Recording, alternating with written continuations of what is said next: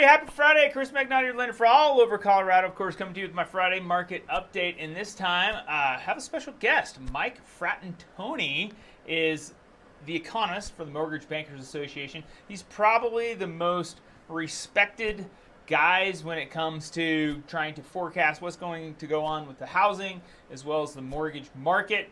And he did an interview with a gentleman named Greg Sher, who's a marketing director for NFM, which is the parent company for my company, Elevate Home Loans, and wanted to make sure that you had an opportunity to check it out. So without further ado, here's that interview. Welcome into NFM TV. I'm your host, Greg Sher, and we are joined by a good friend of the network, Mike Fratantoni. He's the chief economist at the MBA. Mike, it's great to see you again. You've got a lovely tan. I know you're down at the chairman's gathering with the MBA. How's it going? Very well. Thanks for having me, Greg. Good to be back on your program. Let's get right to the point here. You're 1 for 2. You're batting 500 in our last two conversations. If you were playing baseball, you'd be the greatest hitter ever to live. So we'll keep that in context, as well as the fact that it's never easy to guess the market.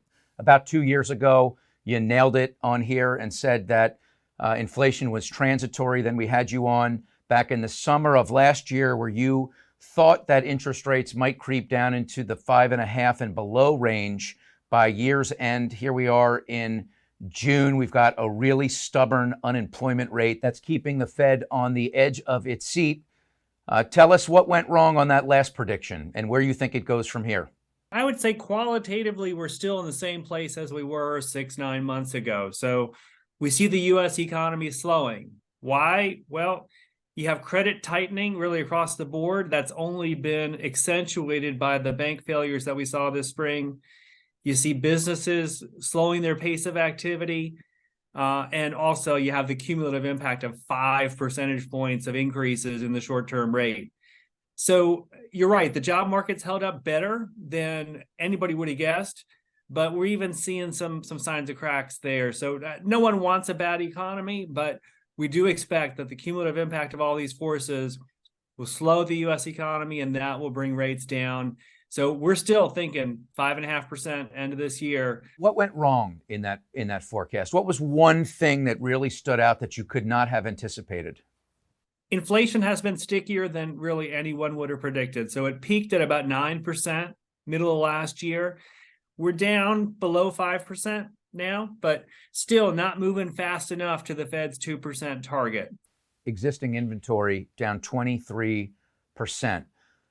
Want to know what is going to be the catalyst to spurring enough activity to get the mortgage business back humming again?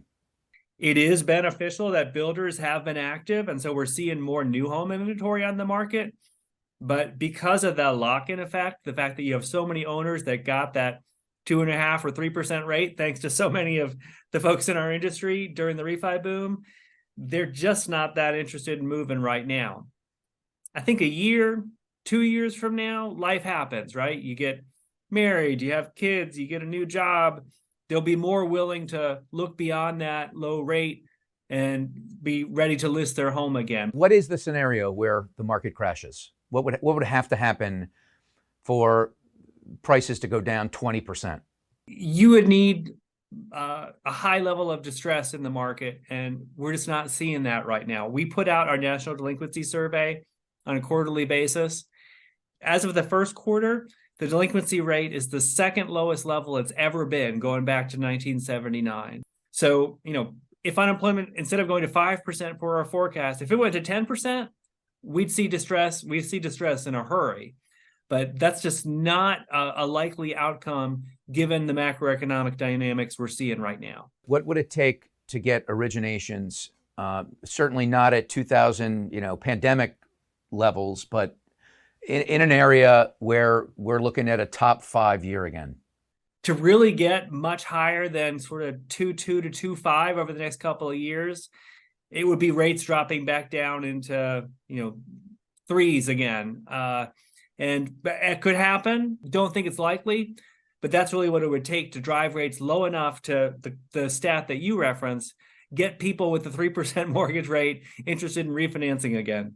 So what's that mean for IMBs? We've seen a lot of consolidation. We've seen some companies go out. Do you think that that trend is going to continue, or do you feel like the market has flushed out those that aren't going to be around anymore? Our data has showed on the production side 4 quarters where your typical IMB is losing money on production. Those that have a servicing book have been able to offset that to some extent because delinquencies have been so low. MSR values are generally pretty strong given the slow prepayment speeds. But it's a tough market out there. So we absolutely, to your point, are anticipating some additional consolidation. Fast forward, crystal ball time, because we talk every 8 months or so. I'm actually going to give you a range this time. So I want you to give me a range, if you will. We are in June. Let's look at by March of next year. What is that range on the low end that you see in the market in terms of fixed interest rates? I think on the low end, 5.25, and then sort of the high end, 5.75. I really think with some confidence that we're going to be below 6 as we get into 2024. Always great to see you, Mike. Thanks so much for spending time with us on NFM TV. You're just a great guy, and appreciate you being a good sport and taking time away from your busy schedule to spend some time with us on NFM TV. Thanks, Greg.